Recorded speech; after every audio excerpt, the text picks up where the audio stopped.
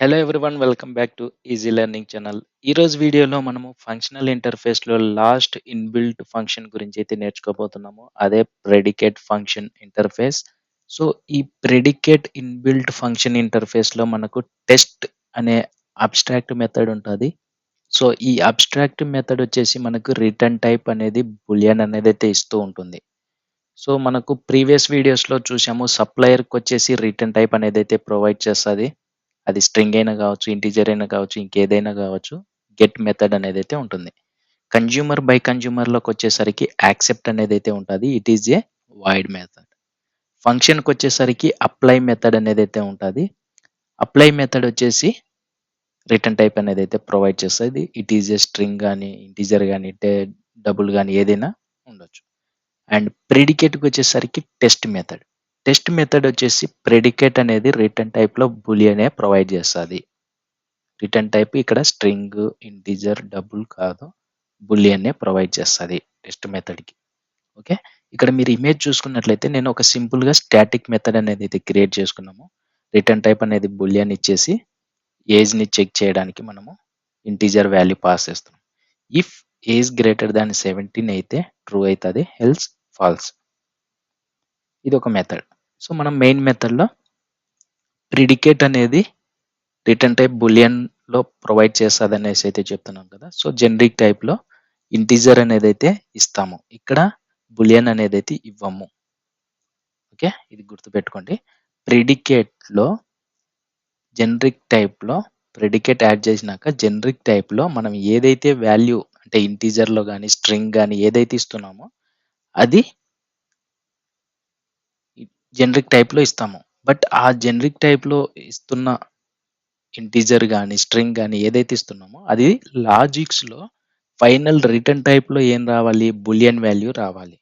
So ఒకవేళ నువ్వు integer ఇస్తే ఇంటీజర్ని యూజ్ చేసుకొని ఈ ఫెల్స్ కండిషన్ చెక్ చేసుకొని ట్రూ ఆర్ ఫాల్స్ వచ్చేలాగా లాజిక్స్ రాసిన తర్వాత ఆ లాజిక్ అనేది అయితే ట్రూ ఆర్ ఫాల్స్ అవుట్పుట్ అనేది అయితే వస్తుంది.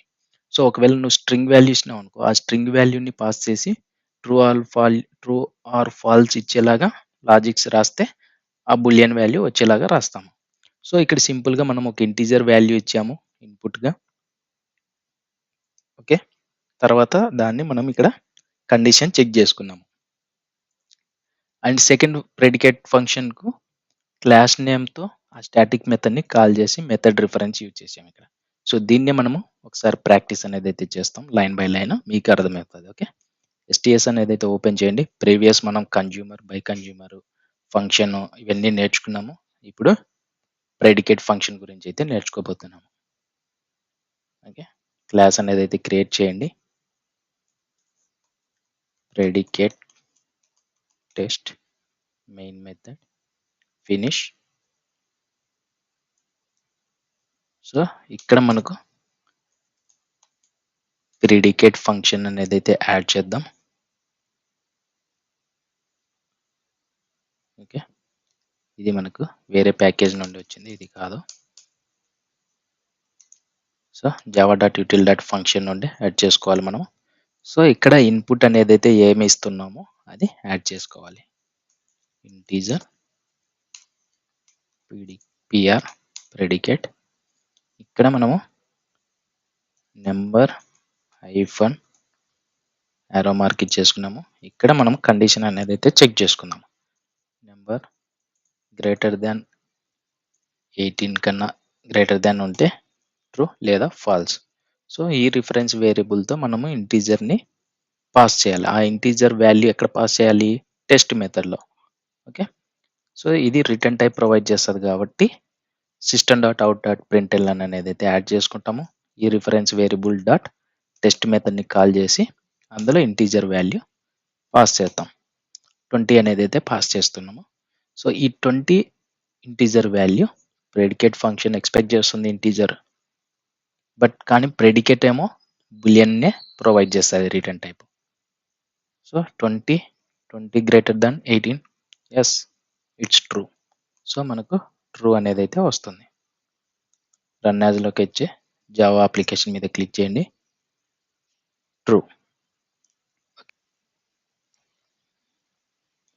ఓకే, ఈ విధంగా మనము ప్రిడికేట్ ఫంక్షన్ అనేదైతే యూజ్ చేసుంటామో, మీరు ఇంకా కావాలంటే ఒక మెథడ్ యాడ్ చేసుకొని, ఆ మెథడ్‌ని మీరు ఇక్కడ మెథడ్ రిఫరెన్స్‌లో కాల్ చేయండి. సో, నేను ఇంకొక ప్రిడికేట్ ఫంక్షన్ స్ట్రింగ్ పంపించి చూద్దాం ఇప్పుడు.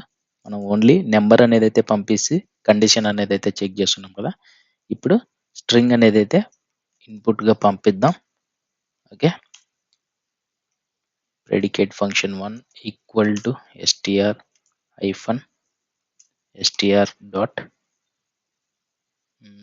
Length equal to 10. ఓకే. మనకు స్ట్రెంగ్త్ ఏదైతే స్ట్రింగ్ వాల్యూ పంపిస్తున్నామో, ఏదైతే మనము స్ట్రింగ్ వాల్యూ పంపిస్తున్నామో, ఆ స్ట్రింగ్ వాల్యూ యొక్క లెంగ్త్‌తో కంపేర్ చేసి ట్రూ ఆర్ ఫాల్స్ ప్రొవైడ్ చేస్తాము. ఓకే. pr1 ఇక్కడ ఇంటీజర్‌లో నవీన్ అనేదైతే పాస్ చేద్దాం. ఓకే. ఇక్కడ మనము టెస్ట్ మెథడ్‌లో స్ట్రింగ్ పంపిస్తున్నాం కాబట్టి ప్రెడికేట్ జనరిక్ టైప్‌లో స్ట్రింగ్ అనేదైతే ఇచ్చాము. బట్ ప్రెడికేట్ అనేదైతే కండిషన్ అంతా అయిపోయిన తర్వాత అవుట్‌పుట్ ట్రూ ఆర్ ఫాల్స్ ఇస్తుంది. సో, స్ట్రింగ్ యొక్క లెంగ్త్ చెక్ చేసుకొని 10 అయితే ట్రూ అయితే ఇస్తది. లేదైతే ఫాల్స్ అయితే ఇస్తది. సేవ్ చేసేయండి.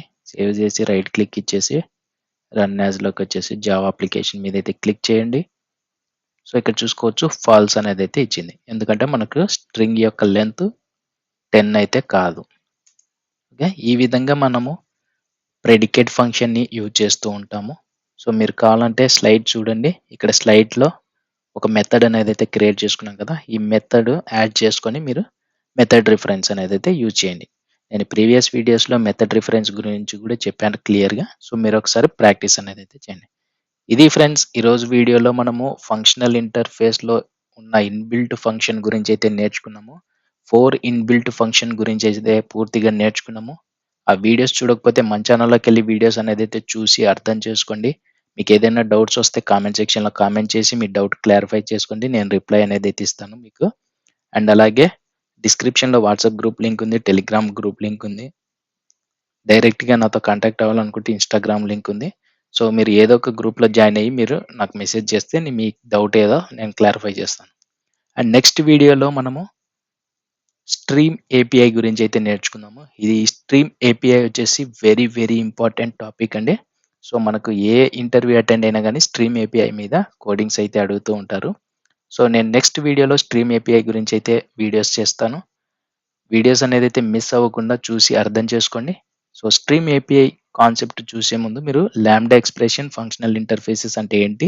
అందులో ఉన్న ఇన్‌బిల్ట్ ఫంక్షన్ గురించి క్లియర్‌గా అర్థం చేసుకోండి. మీకు స్ట్రీమ్ ఏపీఐ అనేదైతే ఈజీగా ఉంటుంది. ఎందుకంటే స్ట్రీమ్ ఏపీఐ యూజ్ చేసినట్లయితే అందులో ఉన్న మెథడ్స్ యూజ్ చేసినట్లయితే ఆ మెథడ్స్ కొన్ని ఇన్‌బిల్ట్ ఫంక్షనల్ ఇంటర్ఫేసెస్ ఏవైతే ఉన్నాయో వాటిని యూజ్ చేస్తూ ఉంటాం. ఓకే. సో, మీకు ఈజీగా నేను నేర్పిస్తాను స్ట్రీమ్ ఏపీఐని. అందులో ఉన్న మెథడ్స్ ఎలా యూజ్ చేసి కోడింగ్ రాయాలనేది క్లియర్‌గా మీకు నేర్పిస్తాను. Don't worry. సో, మన ఛానల్ నుండి వస్తున్న వీడియోస్ మిస్ అవ్వకుండా ఉండాలంటే మీరు చేయాల్సిన పని మన ఛానల్‌ని సబ్స్క్రైబ్ చేసుకొని పక్కన బెల్ సింబల్‌ని యాక్టివేట్ చేసుకోండి. నేను ఎప్పుడైనా వీడియోస్ చేసి అప్‌లోడ్ చేసిన వెంటనే మీకు నోటిఫికేషన్ వస్తది. వీడియోస్ అనేదైతే మిస్ అవ్వకుండా చూసి నాలెడ్జ్ అనేదైతే గెయిన్ చేసుకుంటారు. ఓకే. నెక్స్ట్ వీడియోలో కలుద్దాం. Thank you. Bye bye. See you.